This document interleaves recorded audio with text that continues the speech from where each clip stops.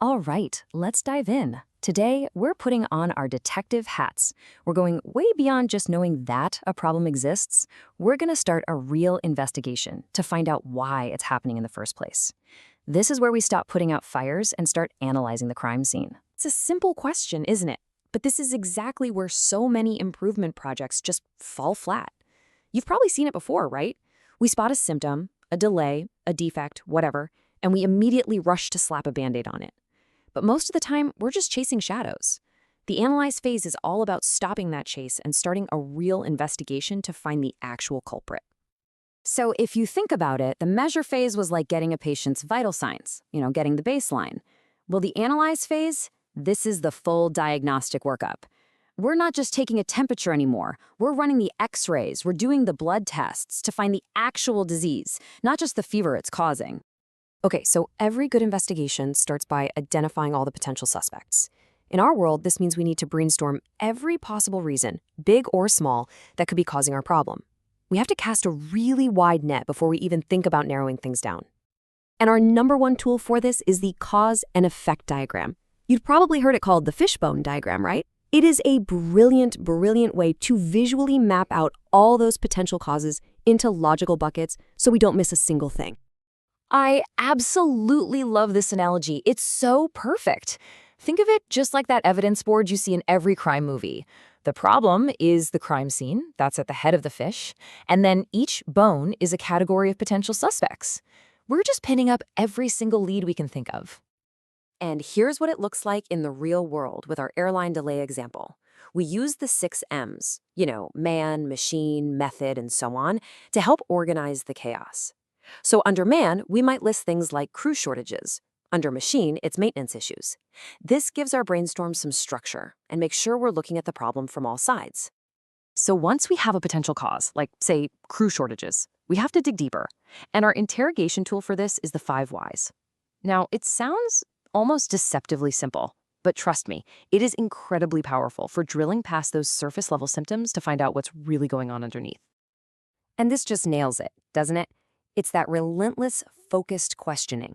You don't just stop at the first answer, because that's usually just another symptom. You just keep asking why until you hit that foundational, process-level issue that you just can't break down any further. So let's see this in action. We start with the crew shortage. First question, why?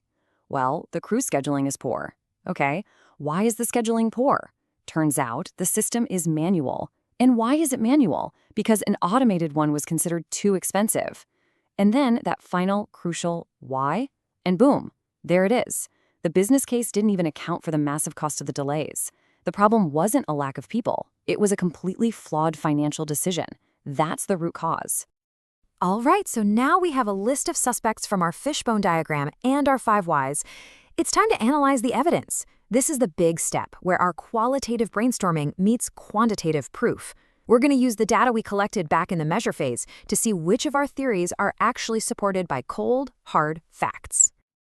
And this is where Pareto analysis becomes our best friend. It helps us focus our investigation. You've heard of the 80-20 rule, right? It basically says that a small number of our suspects are responsible for the vast majority of the crime. Our job is to find that vital few. And a chart like this just makes it crystal clear. I mean, look at this. In the airline case, yeah, things like weather cause delays for sure, but the data shows that a whopping 70% of the problem comes from just 2 areas, crew and maintenance issues. This tells the team exactly where to focus their energy to get the biggest bang for their buck. Next up, we've got the scatter plot. This tool helps us see if 2 variables are connected. Are they moving together? When one goes up, does the other go up? Or maybe down? This helps us test those relationships we brainstormed earlier, like whether longer maintenance times actually correlate with more delays. This is such a fun and, honestly, a really accurate way to think about it. We're plotting 2 different factors to see if they have any chemistry. Do maintenance backlogs and departure delays seem to be, a match? A scatter plot is going to show us if there's a strong connection there or if they're just not compatible at all. But, and this is a huge but, here's the number 1 rule for any data detective. Correlation is not causation. Just because 2 things move together does not mean one causes the other. As you see here, the number of schools and the number of crimes in a city might both go up, but they aren't causing each other. There's a third factor, like population growth. That's the real driver. You have to remember that. Okay, so we've identified our main suspects, and we've seen evidence of a connection. Now it's time for the final stage of the investigation. We're moving from a strong hunch to statistical proof. This is where we make our case absolutely airtight. And hypothesis testing is our go-to tool for this.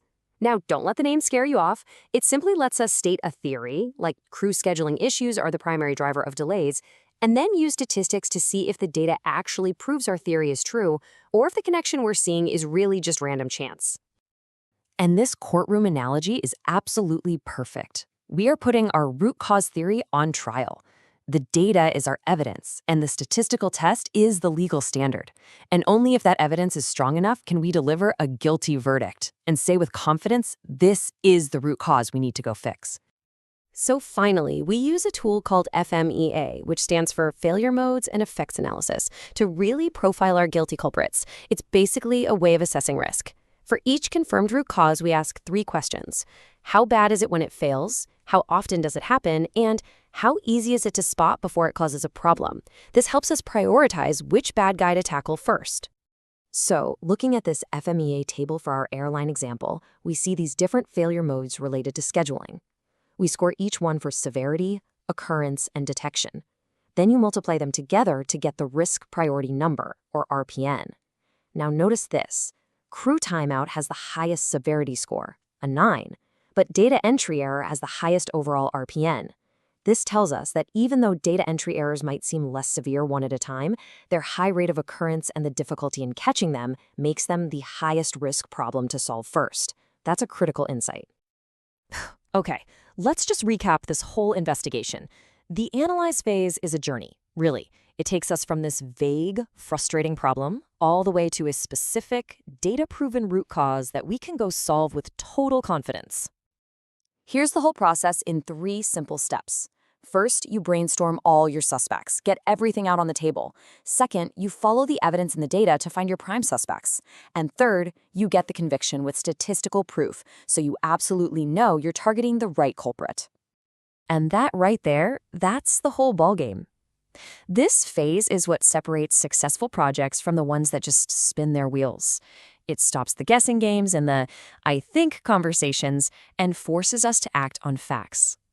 It makes sure we're not just wasting our time fixing symptoms, but that we are actually curing the disease. So I'll leave you with this thought. Think about those persistent problems in your own work, in your organization. You know the ones that never seem to go away no matter what you do. Maybe they're not unsolvable mysteries. Maybe they're just waiting for a good detective to finally open the case file and start asking why.